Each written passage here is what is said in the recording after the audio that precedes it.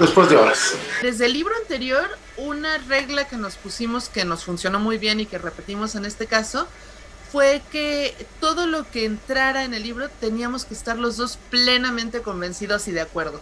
Nada de, pues a mí no me gusta esa idea, pero para que no me hagas berrinche, órale que entre.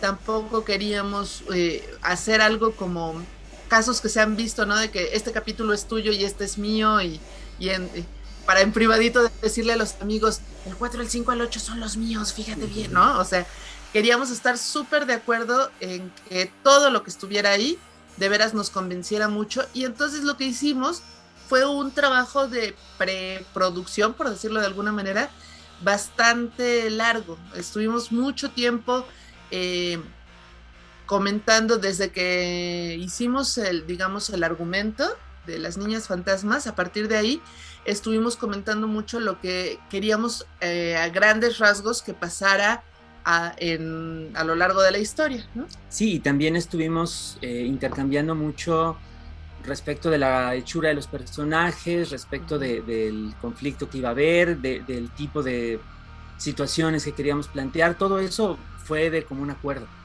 Yo creo que es importante eh, diferenciar el terror de la ficción del terror de la vida real.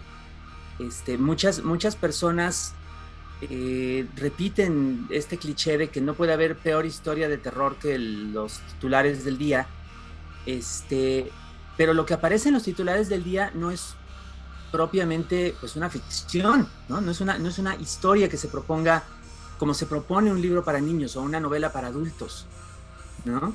Es pues un recuento de las cosas horribles que están pasando en la vida real, pero no tiene una forma y no tiene una, digamos, una intención como la que puede tener un libro de ficción.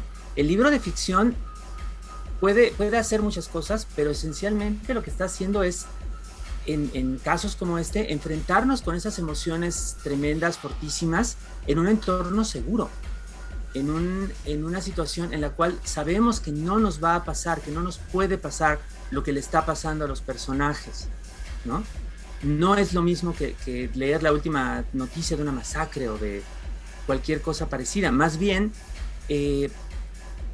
son como, diría yo, como formas de entrenarnos para lidiar con el miedo de la vida, ¿no?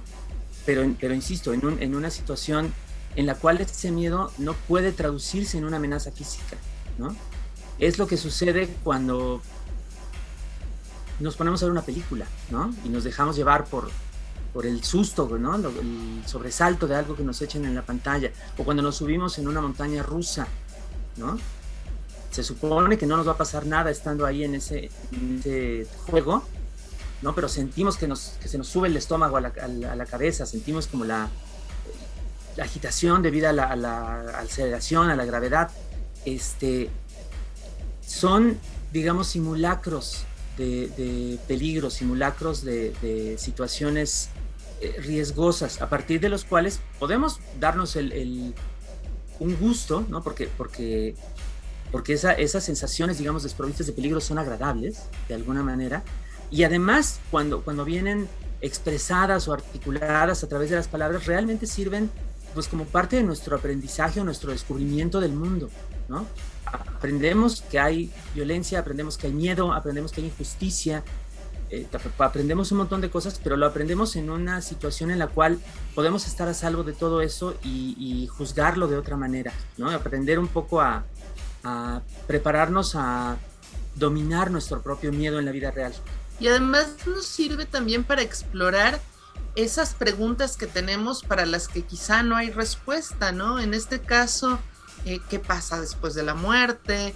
O cómo es la soledad, cómo lidiar con la pérdida de un ser querido, que son preguntas que muchas veces pues sí rondan la mente de los niños y justo como decías, en un país donde hay estos titulares, es muy inocente de parte de los adultos pensar que los niños no se dan cuenta y que porque no las hacen en voz alta no tienen esas preguntas. Entonces, tener una forma, como decía Alberto, protegida de acercarte a esas cuestiones eh, estar o no de acuerdo, porque en este caso obviamente es ficción y queda, creo yo, muy claro que se va más por el lado de lo lúdico, pero dar el chance de que se ponga en la mesa uno de esos temas que por desgracia sigue siendo tabú, creo que es muy saludable de alguna manera y sobre todo creo que puede ser, si se hace de este modo lúdico, me encanta el ejemplo que puso Alberto de la montaña rusa, ¿no? Es un viaje del que sabes que se va a acabar en tantas páginas y que aunque haya subidas muy empinadas y bajadas frenéticas, que vas a llegar a un lugar a salvo.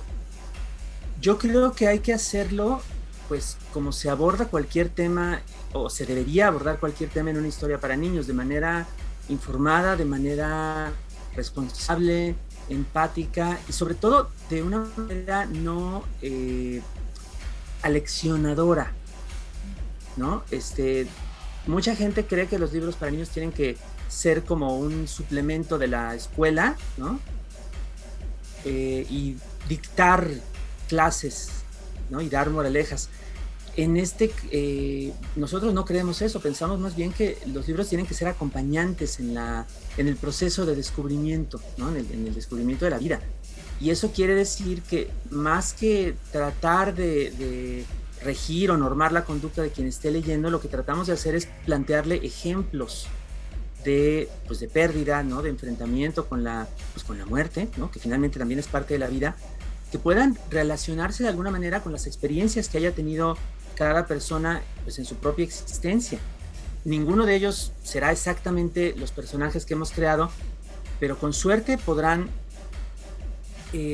identificarse un poco con lo que siente una de nuestras protagonistas que perdió a su papá tiempo después, que lamenta la pérdida, que entiende que es distinta que la sensación de pérdida de su madre, ¿no? Uh-huh. Que perdió a su esposo, ¿no? Que es algo diferente porque es adulta. Ese tipo de cosas están en la novela planteadas, insisto, no como ejemplo, sino como analogía, ¿no? Como posible semejanza con la experiencia de otras personas.